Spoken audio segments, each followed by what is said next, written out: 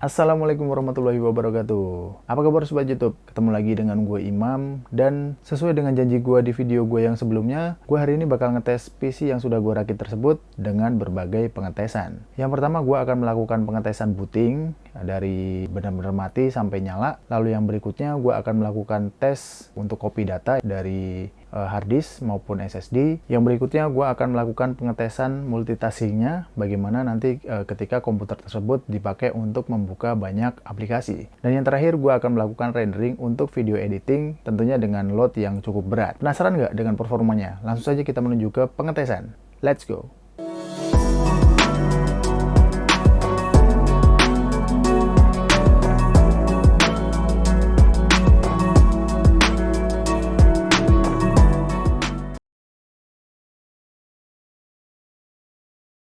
Oke sob, di sini kita akan melakukan pengetesan untuk yang pertama, yaitu tes nyala ya. Di sini gue sudah megang stopwatch ya, stopwatch di handphone. Lalu ini PC-nya masih dalam kondisi mati semuanya ya, masih mati semuanya. Gue akan pencet bersamaan dengan memencet stopwatch. Kira-kira berapa untuk waktu dia menyalanya ya? Oke, langsung saja kita mulai. Tes 1, 2, 3 ya. Oke, berapa detik kah?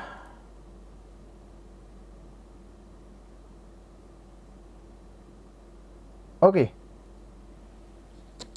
jadi untuk startupnya kita mendapatkan waktu di 14 detik, 46. Cukup kenceng untuk rakitan PC budget segini. Mantap ya. Sudah nyala dan sudah nyala. Baik teman-teman, selanjutnya kita akan melakukan pengetesan untuk copy data ya. Untuk copy data gimana sih kecepatannya ya. Nah, kali ini gue akan melakukan copy data dari komputer ini ke SSD ini ya. SSD ini gue punya SSD VGen 120 GB ya, SSD 2,5 inch ya. Jadi sebenarnya memang nggak relevan ya untuk pengetesan ini, tapi gue sengaja pengen ngasih tahu ke kalian semuanya bahwa PC ini sudah cukup kencang untuk melakukan copy data gitu ya, untuk kesini ya gitu. Tapi ya memang tidak relevan karena ya ini tergantung dengan kecepatan si SSD ini ya sebenarnya ya. Tapi ya nggak apa-apa lah, kita coba ya, kita coba tes untuk copy data sebesar 1,5 GB. Cukup besar ya, cukup besar untuk ukuran file video. Bentar saya cek dulu. Oke, semua sudah ready ya. Nah, ini akan saya timerin juga untuk ini ya, di timer handphone ya. Nanti nggak tahu dapat berapa, tapi gue akan coba nyalakan juga nanti. Oke, kita langsung saja untuk copy datanya. Di sini ada video tes copy. Yang pertama gue cek dulu videonya, ini 1,54 GB ya, 21 file video. Oke ya. Di sini langsung gue copy tes ke SSD VGen sini ya. Pas gue lepas nanti akan gue pencet juga untuk tombol ini ya. Oke, 1, 2, 3. Oke, wow, estimasinya cuma berapa detik, gokil. Sudah selesai dan hanya membutuhkan waktu 8 detik sob. Luar biasa. Mungkin file 1,5 GB tuh nggak terlalu besar ya untuk komputer sejenis ini ya, karena memang untuk penyimpanan internal juga sudah memakai SSD. Lalu untuk penyimpanan eksternal yang kita pakai untuk mengcopy data juga SSD. Jadi cukup kencang ternyata ya, 1,5 GB itu nggak ada apa-apanya gitu ya. Cuma berapa detik? 8 detik. 8 detik, gokil. 8 detik untuk video 1,5 GB. Mantap. Kita lanjut ke pengetesan yang berikutnya. Baik sobat semuanya, kita masuk ke pengetesan yang berikutnya, yaitu pengetesan multitasking. Nah, di sini di layar kalian pasti sudah masuk ke komputer ya, layaran tampilan komputer, dan kita akan membuka YouTube sebanyak-banyaknya ya. Nih, 1, 2, 3, 4, 5, 6, 7, 8, 9, 10, 11. Oke, sudah cukup banyak sepertinya ya. Ini gue buka YouTube sudah cukup banyak, sudah penuh ya. Oke, untuk ini sudah gue cukupkan sampai di sini. Terus gue buka aplikasi yang lain seperti Adobe Illustrator, Photoshop, After Effects, Premiere, DaVinci Resolve, Lightroom, sama Media Encode. Nih gue buka semua nih barengan nih. Kita coba lihat bagaimana performanya dari komputer ini. Oke, kita lihat dari Task Manager. Coba ya. Bentar. Kok nggak mau nih? Oke, mau. Oke, kita lihat Task Manager-nya. Ini pasti loadnya tinggi nih ya, karena semua aplikasi sedang berusaha untuk membuka ya. Ini pasti Task Manager-nya pasti penuh performa. Lihat nih, bisa kalian lihat di sini bahwa performa CPU sempat mentok ya, sempat mentok ke atas, sedangkan performa memori di sini cukup penuh ya, di 12,8 dari 15,9 atau 16 GB yang gue punya. Sedangkan di sini Radeon GPU-nya, Radeon RX 570-nya juga bekerja dengan cukup baik ya, di 37% membantu proses multitasking dari aplikasi-aplikasi yang sedang dibuka ini. Nah, kurang lebih seperti ini ya. Ini coba kita buka tuh, beneran nggak ada nge-lag sama sekali ya membuka aplikasi bebarengan. Mungkin gue akan membuka aplikasi yang lain juga ya di sini. Coba tuh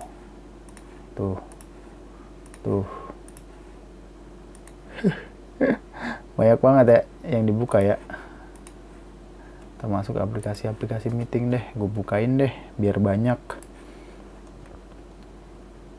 Nah nih ya, semuanya. Oke. Nah, bisa kalian lihat teman-teman, di sini sudah gue buka banyak ya. Jadi ini Chrome-nya penuh ya, terus juga aplikasi-aplikasi yang lain juga terbuka di sini. Adobe Illustrator, Lightroom, Media Encoder, terus juga Task Manager, Photoshop, Adobe After Effects. Lalu juga di sini ada DaVinci Resolve. Ini aku buka ya. Ini cukup berat loh DaVinci Resolve ini, teman-teman. Kalau teman-teman pernah pakai dan tahu, ini software DaVinci Resolve ini cukup berat untuk di running ya, di laptop mungkin ya, ini cukup berat. Sedangkan di sini berjalan dengan sangat lancar dan tanpa nge-lag ya. Meskipun di sini memori ya, terlihat jelas bahwa memori di sini sudah termakan sebanyak 14,7 GB ya. Hampir penuh nih, hampir kepake semuanya ya, teman-teman ya. Jadi memang menurut gua nanti untuk upgrade selanjutnya nih kayaknya gue harus beli RAM ya, yang 16 GB lagi ya, DDR4 16 GB 26666 yang gue pakai, 2666 ya, 666 nya 3 kali ya, jadi 2666 MHz itu yang gue pakai. Jadi sebenarnya cukup kenceng teman-teman ya. Jadi menurut gue untuk multitasking ini the best ya. Ya, kalau dilihat dari Task Manager juga sebenarnya CPU di sini belum terlalu bekerja dengan keras ya. Jadi di sini yang bekerja keras banget tuh memori. So, selanjutnya yang akan gue upgrade di sini adalah memori RAM. Untuk CPU mungkin next kali ya. Kalau misalkan gue butuh performa render yang lebih kencang lagi, mungkin gue akan ngupgrade CPU-nya untuk CPU yang lebih kencang lagi gitu ya. Nih, tanpa nge-lag loh ya. Gokil. Nah itu. Tuh. Nggak ada nge-lag sama sekali ya. Ini the best sih. Dengan rakitan budget segini sudah mantap menurut gue ya untuk multitaskingnya. Oke, kira-kira untuk pengetesan multitasking gue cukupkan sampai di sini. Kita akan lanjut ke pengetesan yang berikutnya. Baik teman-teman, kita akan masuk ke pengetesan yang keempat sekaligus pengetesan yang terakhir. Nah, di pengetesan terakhir ini seperti yang gue bilang tadi ya, kita akan melakukan pengetesan rendering ya. Jadi seperti kalian lihat di layar ini ada sebuah video yang gue edit. Ini durasinya sekitar 2 menit ya. Cukup singkat, 2 menit. Lalu di sini sudah mendapatkan apa namanya? Koreksi warna ya. Tadi mana tuh yang ada koreksi warna? Ya, sudah mendapatkan koreksi warna di beberapa video. Lalu juga di sini sudah ada apa namanya? Efek-efek ya. Ini efek-efek apa namanya, flare gitu ya, gue tambahin flare palsu gitu. Lalu juga di sini sudah gue tambahin juga tulisan-tulisan ya, tulisan-tulisan, lalu juga efek-efek suara gitu ya. Ya cukup banyak lah ya.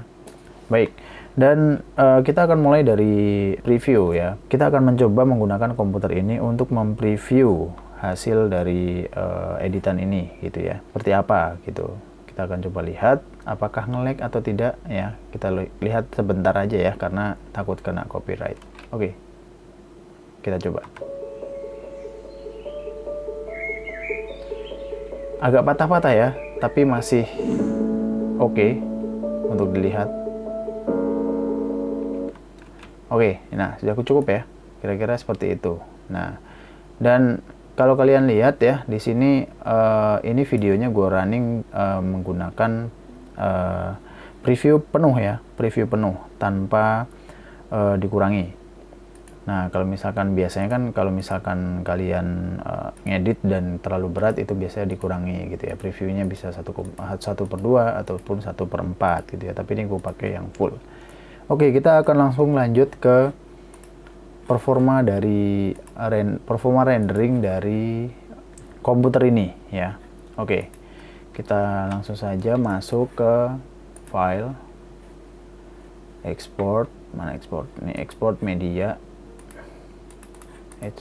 Belum terseleksi. File export media. Oke, nggak apa-apa ya, karena ini project udah lama. Jadi ini gua buka ulang ya, dan untuk pengetesan rendering aja sih. Di sini gua bitrate-nya 20 ya teman-teman ya. Gua target bitrate-nya 20 Mbps dan bitrate encoding-nya pakai VBR1. Pas. Nah, terus ini juga gue checklist ya, use maximum render quality. Oke, kita QE dulu dan ngebukalah Adobe Media Encoder. Nah teman-teman semuanya, ini adalah kebiasaan gue ya, kalau misalkan mau edit video atau mau render video tuh biasa gue pakai Media Encoder ya. Jadi gue nggak langsung render videonya di Adobe Premiere. Nggak tahu ya, karena sudah kebiasaan aja gue seperti ini, jadi ya udah gue lakuinnya seperti ini gitu ya. Oke, ini yang preview yang sebelumnya. Ini ada warning nih, apaan nih? Coba kita lihat. Karena ini video lama sih ya, jadi apa? Editan lama ya.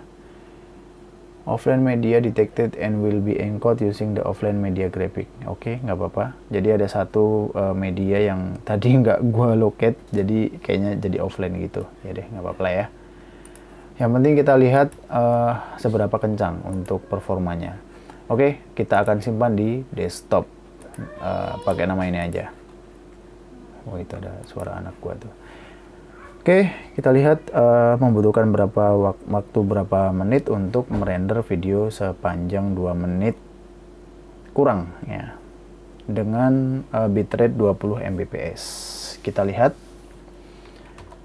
Oke, untuk melihat performanya secara real time, gua akan buka di sini Task Manager ya. Jadi untuk melihat sebenarnya part apa saja sih yang bekerja ketika rendering ini dilakukan gitu ya. Nah, di sini bisa kita lihat bahwa CPU bekerja sudah hampir mendekati setengah ya, setengahnya udah 59 lebih ya, kadang 60, tadi menginjak angka 60. Lalu memori di sini hanya bekerja setengah ya, di 8 GB. Dan disk di sini gua nggak tahu ya kenapa di sini 0. Harusnya sih di sini bekerja ya, karena kan dia ngopi di di desktop gitu ya. Tapi di sini cuma bekerja 1%. So, nggak tahu kenapa bisa gitu, karena kencang kali SSD-nya atau gimana gitu ya. Lalu di sini Radeon RX 570-nya bekerja di angka 60% ya, dengan suhu 73 derajat Celcius. Sebagai informasi bahwa gue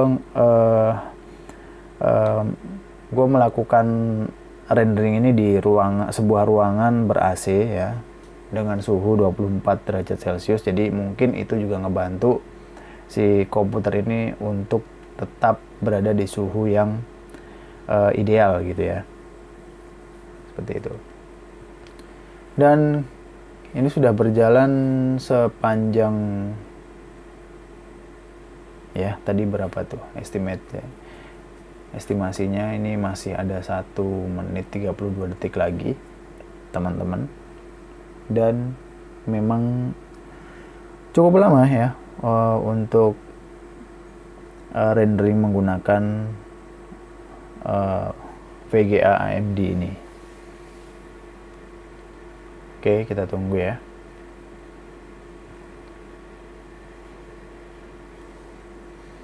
Oke, ini hardware-nya bekerja konstan ya, nggak naik turun, nggak fluktuatif. Kerjanya udah segitu aja. GPU bekerja di angka-angka 57 sampai 60 maksimum ya, memori ya maksimum di 8 GB, lalu CPU-nya di sini setengah juga ya, di 50 sampai dengan 60%. Cukup lumayan menurut gua dengan performa komputer ini ya untuk rendering ya, karena memang sebenarnya sih spek seperti ini sebenarnya spek untuk gaming teman-teman ya, karena memang VGA-nya menggunakan AMD. Karena VGA ini adalah punya temen gue dan gue dipinjemin, so gue bersyukur lah ya masih bisa menggunakan komputer ini untuk edit seperti ini. Mungkin next akan gue ganti ya di Nvidia gitu. Oke, sudah selesai dan tadi membutuhkan waktu sekitar 1 menit 50 detikan ya. Jadi masih cukup baik ya, karena untuk perbandingannya tuh 1:1 ya. Jadi untuk video sepanjang 2 menitan ya, ini 2 menit 10 detik.